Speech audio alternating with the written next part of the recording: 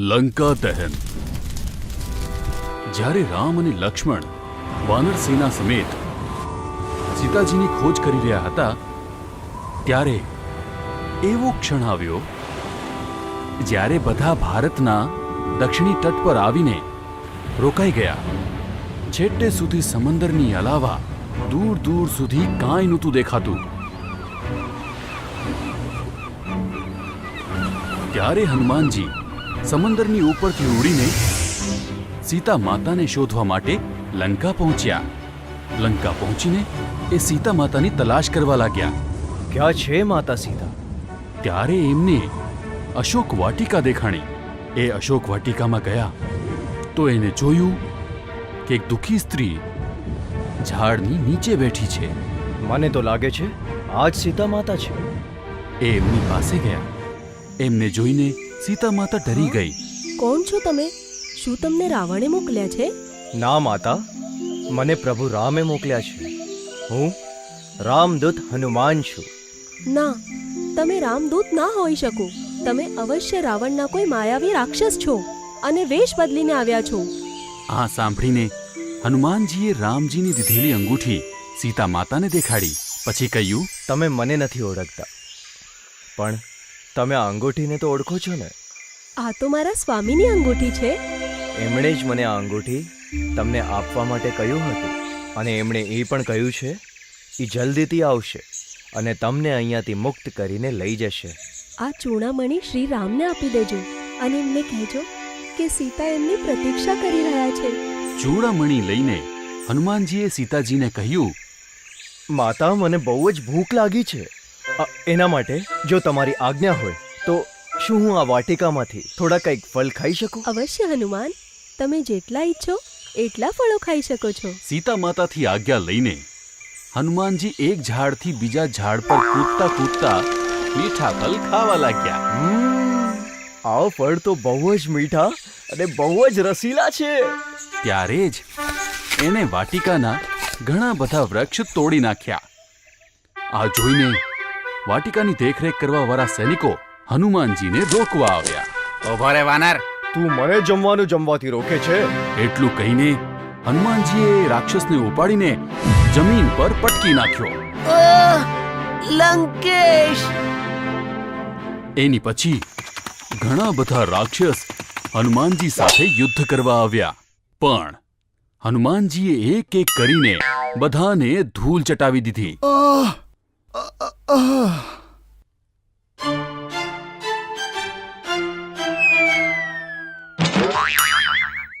બચાવો લંકેશ! આ સૂચના જ્યારે લંકાના રાજા રાવણ પાસે પહોંચી તો એણે એના પુત્ર અક્ષયથી કહ્યું, પુત્ર અક્ષય, તું અત્યારે જા અને વાનરને પકડીને મારી સામે લાવ. જો આજ્ઞા પિતાજી. અક્ષય રાક્ષસ સેનાની સાથે વાટિકા પહોંચ્યો અને હનુમાનજીને લલકારતો બોલ્યો, લંકેશ પાસે જવા માટે તૈયાર થઈ જા વાનર. એના પહેલા તું યમરાજ પાસે જવા માટે તૈયાર થઈ જા. એટલું કહીને હનુમાને અક્ષયને એના પગથી પકડ્યો અને જમીન પર પટકીને એને મારી દીધો. જય શ્રી રામ! આ જોઈને અક્ષયની સાથે આવેલા રાક્ષસ ડરીને ભાગી ગયા. લંકેશ! લંકેશ! એના પુત્ર અક્ષયની મૃત્યુની સૂચના સાંભળીને રાવણ હજી ક્રોધિત થયો.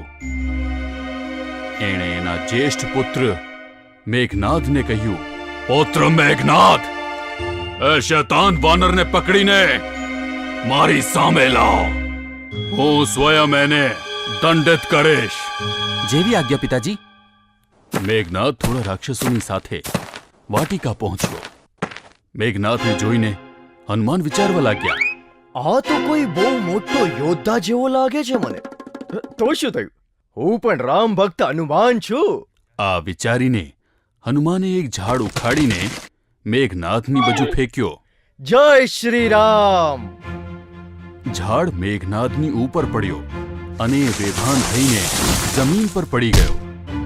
થોડી વાર પછી મેઘનાદ ઉઠ્યો અને હનુમાનજી સાથે યુદ્ધ કરવા માંડ્યો. પણ હનુમાનજી બહુ સહેલાઈ સાથે એની હર માયાને કાપી નાખતા હતા. જય શ્રી રામ. છેવટે મેઘનાથે બ્રહ્માસ્ત્રનો ઉપયોગ કર્યો. ઓમ બ્રહ્માય નમઃ.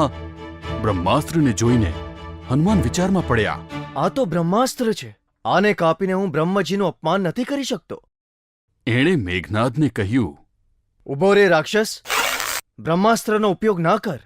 હું તારી સાથે આવવા માટે તૈયાર છું. મેઘનાથે બ્રહ્માસ્ત્રને પાછો મોકલી દીધો અને નાગપાશથી હનુમાનજીને બંદી બનાવીને સભામાં લઈ ગયો. રાવણે હનુમાનજીને કહ્યું, મૂર્ખ વાનર, તું કોણ છે? તને કોણે મોકલ્યો? હું રામદૂત હનુમાન છું. મને એમણે મોકલ્યો છે જેમણે શિવજીનું મહાન ધનુષ તોડી નાખ્યું હતું, જેમણે મહાબલી બાલીનું વધ કર્યું હતું અને જેમની પત્નીને તું છલતી અહીંયા હરીને લઈ આવ્યો હતો. મને એવા શ્રી રામે મોકલ્યો છે. બહુ જ્ઞાનની વાત કરી રહ્યો છે. લાગે છે તારી મૃત્યુ સમીપ આવી રહી છે. મારી નહીં, તારી મૃત્યુ નજીક આવી રહી છે. હજી પણ સમય છે રાવણ. માતા સીતાને પાછી સોંપી દો અને પ્રભુ શ્રી રામથી માફી માંગી લો. આ સાંભળીને રાવણ હજી વધારે ક્રોધિત થઈ ગયો. એણે કહ્યું, આ વાનરનો અત્યારે વધ કરી નાખો. ત્યારે જ સભામાં બેસેલા રાવણના ભાઈ વિભીષણ ઊભા થયા અને કીધું, ના ભાઈ, આ દૂત છે અને કોઈ દૂતને મારવું નિયમોના વિરુદ્ધ છે. પછી રાવણે સભામાં બેસેલા બધા મંત્રીઓને પૂછ્યું. તો એમાંથી એકે કહ્યું, લંકેશ, વાનરોને પોતાની પૂંછ બહુ જ પ્રિય હોય છે. કેમ નહીં, આની પૂંછને જ આગ લગાવી દઈએ આપણે. હા, આ જ ઠીક રહેશે. આનાથી કોઈ નિયમનો ઉલ્લંઘન પણ નહીં થશે.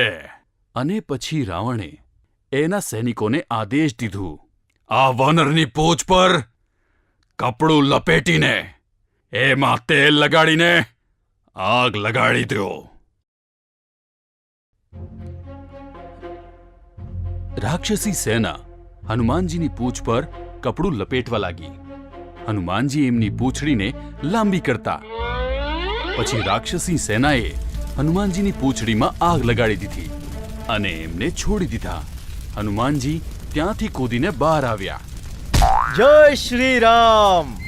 અને પછી એક મહેલથી બીજા મહેલ પર કૂદતા કૂદતા આખી લંકામાં આગ લગાડી દીધી. જય શ્રી રામ. જય શ્રી રામ. પછી જલ્દી જ આગ ફેલાઈ ગઈ અને આખી લંકા બળવા માંડી. પણ આ આગથી સીતા માતાની અશોક વાટિકા અને વિભીષણનું મહેલ ન બળ્યું. ધીરે ધીરે હનુમાનજીની લગાડેલી આગમાં આખી લંકા રાખ થઈ ગઈ. પછી હનુમાનજીએ સમંદરમાં એમની પૂંછ પર લાગેલી આગ બુઝાવી અને શ્રી રામનું નામ લઈને વાનર સેનાની તરફ ગયા. જય શ્રી રામ. આ રીતે હનુમાનજીએ સીતા માતાની ખબર કાઢી અને રાવણની લંકા જલાવી. ની માં દુર્ગા. દુર્ગા પૂજાનો દિવસ હતો. મમ્મી અને દાદી દુર્ગા પૂજાની તૈયારીઓ કરતા હતા. દાદી, દુર્ગા માના આટલા હાથ કેવી રીતે હતા? જુઓ માજી, ફરી શરૂ થઈ ગયા. હવે આપણે પૂજાની તૈયારી કરીએ કે આમના સવાલોનું સમાધાન. વહુ બાળકો છે. બાળકો ઘણા જિજ્ઞાસુ હોય છે. તું તારું કામ કર, હું સંભાળું છું આમને. મમ્મી પૂજામાં મગ્ન થઈ જાય છે. દાદી, દુર્ગામાં આટલા બધા હાથોથી શું કરતા હતા? ઘણું બધું કરતા હતા. એક હાથે દુષ્ટ રાક્ષસોનું વધ કરતા હતા. એક હાથે પોતાના ભક્તોને આશીર્વાદ આપતા હતા. એક હાથે ખાવાનું બનાવતા હતા. પોતાના બાળકોને ખવડાવતા હતા, તેમને સુવડાવતા હતા અને વહાલ કરતા હતા. કોણ છે તેમના બાળકો? આપણે બધા દુર્ગા માના જ તો બાળકો છીએ. અમે અમારી મમ્મીના બાળકો પણ તો છીએ. તો પછી મમ્મીના બે જ હાથ કેવી રીતે? અમારી મમ્મી દુર્ગા માની જેમ કેમ નથી? તમારી મમ્મી દુર્ગા માની જેમ નથી તો શું થયું? એ તો દુર્ગા માનું જ રૂપ છે. એ કેવી રીતે? તમારી મમ્મી તમારી રક્ષા કરે છે, તમને ખાવાનું ખવડાવે છે. અને અમારું હોમવર્ક પણ તો કરે છે. પછી તે દુર્ગા માનું રૂપ થઈ કે નહીં? હા, અમારી મમ્મી દુર્ગા માનું રૂપ જ છે. ગટ્ટુ, બહુ થઈ વાતો. હવે કામમાં મદદ કરો. જા, પૂજા માટે કિચનમાંથી પાણી લઈને આવ. ગટ્ટુ દોડતો કિચનમાં આવે છે અને નળ ચાલુ કરે છે, પરંતુ નળમાંથી પાણી નથી આવતું. ગટ્ટુ મમ્મી પાસે આવે છે. મમ્મી, નળમાંથી પાણી જ નથી આવી રહ્યું. હે ભગવાન, ફરીથી એ જ પાઇપનો પ્રોબ્લેમ. કેટલી વાર કહ્યું છે આમને કે પ્લમ્બરને બોલાવો, પણ સાંભળે છે ક્યાં? હવે પૂજા કેવી રીતે થશે? મારે જ પ્લમ્બરને બોલાવવો પડશે. ત્યાર પછી મમ્મી પ્લમ્બરને ફોન કરે છે અને થોડા સમય પછી પ્લમ્બર આવી જાય છે. ક્યાં પ્રોબ્લેમ છે મેમ? કિચનમાં. ગટ્ટુ, અંકલને કિચન બતાવ. કઈ વાંધો નહીં મેમ, હું જતો રહીશ. આમ કહીને પ્લમ્બર કિચનમાં આવે છે. પ્લમ્બરને જોઈને મમ્મી કંઈક વિચારમાં પડી જાય છે. માજી, આ પ્લમ્બર કંઈક વિચિત્ર નથી?